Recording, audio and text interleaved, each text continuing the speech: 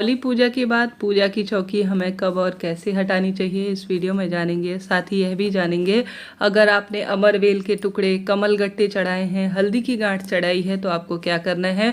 और तिजोरी में पिछले साल अगर आपने लॉकर में रखे हुए हैं अपने घर के, तो आप सभी को पिछले साल की भी सामग्री का क्या करना चाहिए। पूरा वीडियो ध्यान से सुनिएगा और बहुत श्रेष्ठ जानकारी आपको इस वीडियो में प्राप्त होगी। अंत तक बने रहिएगा। आप सभी जानते होंगे हमेशा ही यह पूजा बहुत श्रेष्ठ मानी जाती है। कई घरों में जो है तीसरे दिन पूजा की चौकी नहीं हटाई जाती है। इस कारण से दूसरे ही दिन पूजा की चौकी आपको हटा लेनी चाहिए। अगर आप सभी ने 1 तारीख की पूजा की है तो आप सभी दूसरे दिन भी पूजा की चौकी हटा सकते हैं। नहीं तो आप 5वें दिन पूजा की चौकी हटाइएगा। जैसे कि भाई दूज के दिन जब 5वां दिन हो जाता है तो उस दिन आप सभी सुबह के समय पूजा चौकी हटा सकते हैं। थोड़ा सा परिवार के अनुसार चेंजेस होते हैं इसमें, तो कोई दिक्कत की बात नहीं है। प्रश्न आ रहे हैं कि हम सभी शनिवार को पूजा चौकी हटाएं या नहीं, तो बिल्कुल कोई दिक्कत की बात नहीं है। शनिवार रविवार हटा सकते हैं आप पूजा की चौकी। तो आप सभी ने भी पूजा चौकी जहां पर विराजमान कर रखी है, सबसे पहले तो आपको प्रसाद जो है 1-1.5 घंटे के भीतर ही अपने स्थान से हटा लेना चाहिए। ऐसा कहा जाता है नकारात्मक ऊर्जाएं प्रसाद में अपना घर कर लेती हैं और यह रात्रि अमावस्या की मानी जाती है।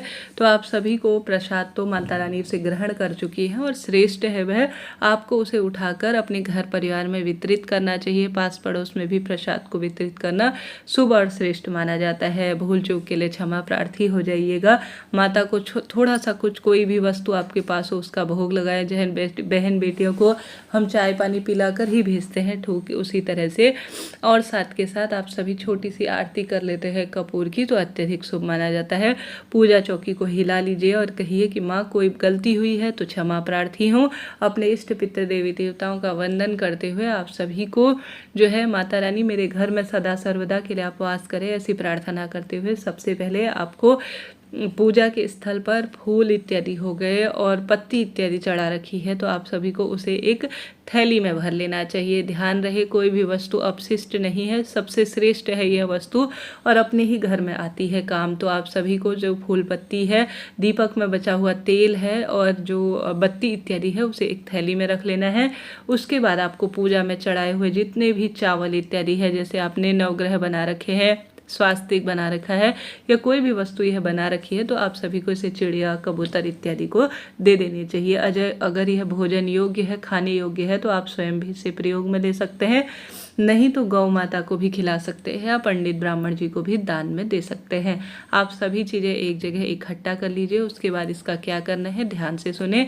आपके पास आपके घर का कोई गमला है या आपके घर पर कोई भी आपकी भूमि है, जैसे भूमि विसर्जन कहा जाता है, लॉन है अपने घर पर या कोई भी स्थान है, खेत है, तो वहाँ पर एक छोटा सा गड्ढा खोदकर आप सभी को जो फूल है, माता को चढ़ाई हुई माला है, दुर्वा है, गणेश जी को चढ़ाई हुई, कलश में रखे हुए पत्ते हैं, एक अपने घर पर ही गमले इत्यादि में इसे दाब देना चाहिए, विसर्जित करना चाहिए। हमारे घर की वस्तु है, अभिमंत्रित है, घर में ही रहेंगी तो घर पर बहुत शुभ परिणाम ही देने वाली होती है। यहाँ वहाँ आप पेड़ों के नीचे रखेंगे तो वह बिखरती फिरेगी और इसका दोष कहा गया है और आपकी पूजा पाठ कहीं ना कहीं से खंडित और जो है फलित नहीं होने के अवसर रहते हैं। तो इस चीज़ का ध्यान रखें। भूमि विसर्जन सबसे पहले श्रेष्ठ स्वरूप में कहा गया था शास्त्रों में, तो वही बात यहाँ पर लागू होती है। आप जल विसर्जन भी इसे कर सकते हैं, इच्छा आपकी है। पान का पत्ता अगर शहद लगाकर आपने माता रानी को भोग लगा रखा है तो उस पत्ते को आप सभी जो है प्रसाद स्वरूप ग्रहण कर सकते हैं, कोई चिंता नहीं।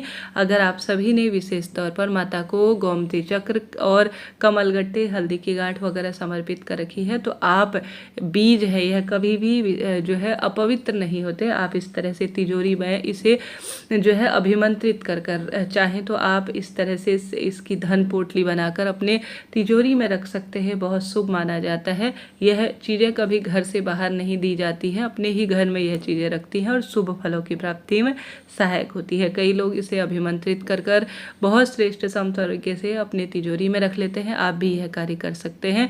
निश्चित रूप से सारे काम इससे बनने आरंभ हो जाते हैं। पिछले साल की तिजोरी का हमें क्या करना चाहिए सामग्री का, तो ध्यान से सुनिए। यह चीज़ें बाहर रखने की नहीं होती हैं, यह बहुत श्रेष्ठ होती हैं। आप इन्हें पूजा में दोबारा प्रयोग में ले सकते हैं, कोई चिंता टेंशन की बात नहीं है। परंतु अगर कहीं ना कहीं यह आपको लगता है कि मैं इन्हें विसर्जित कर दूं, तो किसी पवित्र नदी में विसर्जित कर सकते हैं। धनिया आपने पिछले साल का रख रखा है तो उसे गमले में डाल दीजिएगा। इस बार भी आपने धनिया माँ को चढ़ा रखा है तो थोड़ा सा तो आप गमले में डालें, थोड़ा गौ माता को खिला देते हैं तो शुभ होता है। आप इसे अपने खाने में प्रयोग लेते हैं तो आरोग्यता अर्थात रोगों का नाश होता है और आरोग्यता प्राप्त होती है।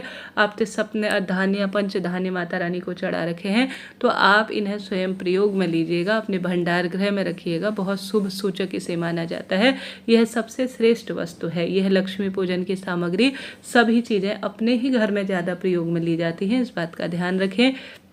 बात आती है सुहाग की सामग्री। अपनी साड़ी चूड़ी बिंदी जितनी भी माता को समर्पित कर रखी हैं वह सारी चीज़ें आप सभी को जो है स्वयं लेनी है और अपनी बहन बेटियों को, अपने रक्त संबंधियों को दे सकती हैं, क्योंकि यह घर की पूजा है और बहुत बड़ी पूजा मानी जाती है। तो चिंता टेंशन की कोई बात नहीं है, अनावश्यक कुछ भी नहीं है, आपको कोई भी वस्तु घर से बाहर फेंकनी नहीं है।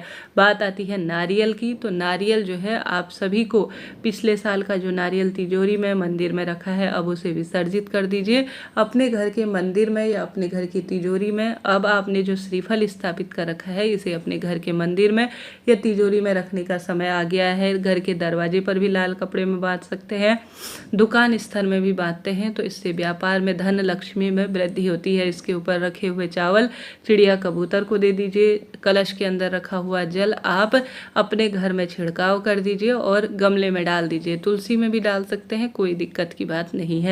और बात आती है मूर्ति प्रतिमा की, तो लक्ष्मी जी को विसर्जित नहीं किया जाता, अपने ही घर के मंदिर में माँ लक्ष्मी को आप रख दीजिएगा, बहुत उत्तम फलों की प्राप्ति होती है।